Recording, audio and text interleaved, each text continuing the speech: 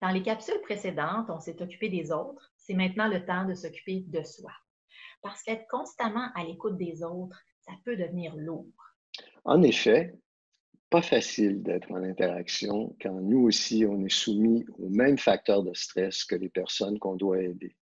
La perturbation dans les écoles ou les garderies, les inquiétudes pour un aîné, auxquels on ajoute des éléments comme le manque de matériel de protection pour certains, la colère parfois face aux conditions de travail ou l'incohérence du système, l'impuissance face à la souffrance de ceux qu'on côtoie. Au-delà des émotions, il y a aussi des pièges dans lesquels nous pouvons tomber sans s'en rendre compte. Ce sont des situations qui présentent des risques. Nous les présentons ici pour vous inviter à être vigilants. Trop en faire, aller au-delà de ce que la situation exige ou de ses propres capacités, par exemple. Ou alors travailler en solitaire, se tenir à l'écart des collègues, de l'équipe. Confondre les rôles entre le rôle d'ami puis le rôle d'intervenant, c'est parfois très difficile parce qu'on fait affaire avec des gens avec qui on sympathise. Intervenir au-delà de ses compétences, penser qu'on est seul à pouvoir faire une tâche alors que d'autres pourraient nous aider et finalement négliger sa famille et ses proches et ses propres besoins.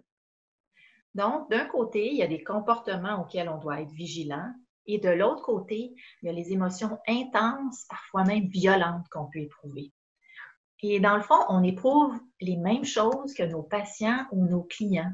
On est juste des humains tout à fait normaux qui éprouvons toutes sortes d'émotions, de la culpabilité, de l'impuissance, de la honte, de la tristesse ou de l'anxiété.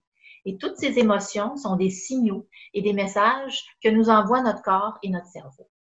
Alors, qu'est-ce qu'on fait devant ces signaux? Ne pas essayer de faire disparaître l'émotion. Il n'y a pas de bonnes ou de mauvaises émotions. Les émotions existent, elles sont là, c'est tout. Tout ce qu'on peut faire avec une émotion, c'est la ressentir sans la juger. Accepter qu'il soit normal de pleurer, par exemple. Être bienveillant envers soi-même. Se parler comme on parlerait à un ami. Je crois aussi que chacun gagne à trouver ce qui peut l'apaiser. On parle souvent de méditation, c'est une très bonne idée, mais si on n'en a jamais fait, ça peut être difficile de commencer dans une période aussi intense. C'est pas le temps d'apprendre à nager quand le bateau coule. Alors, dans le fond, ça peut être n'importe quelle forme de détente ou de distraction. C'est à vous de trouver celle qui vous correspond. Moi, je regarde des vidéos sur comment faire des tresses. Alors, on a tous des trucs qui nous calment, le tricot, faire des casse-têtes, écouter des émissions qui nous font rire.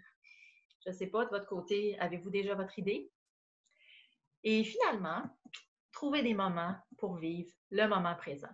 Bon, c'est vrai, ça a l'air un petit peu psychopop, mais n'empêche qu'on a tendance à ruminer, à penser, à revenir sur ce qu'on a fait, à penser à ce qu'on a à faire, et ça peut devenir anxiogène.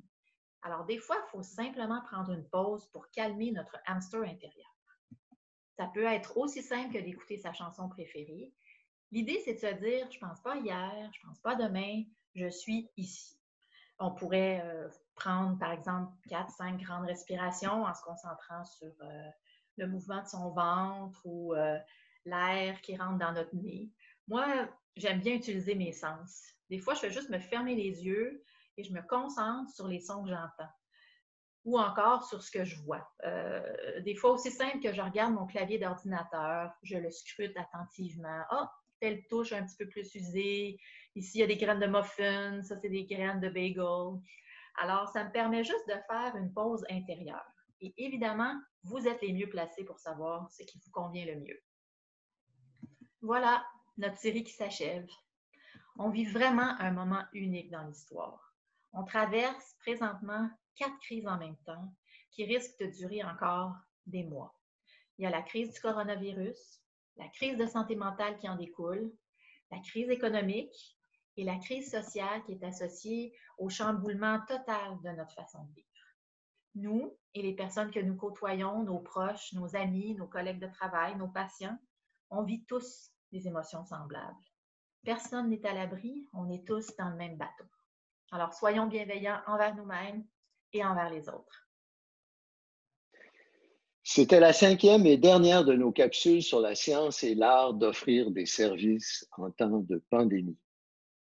Comme l'écrivait Charles Darwin, ce ne sont pas les plus forts qui survivent, ce sont ceux qui s'adaptent.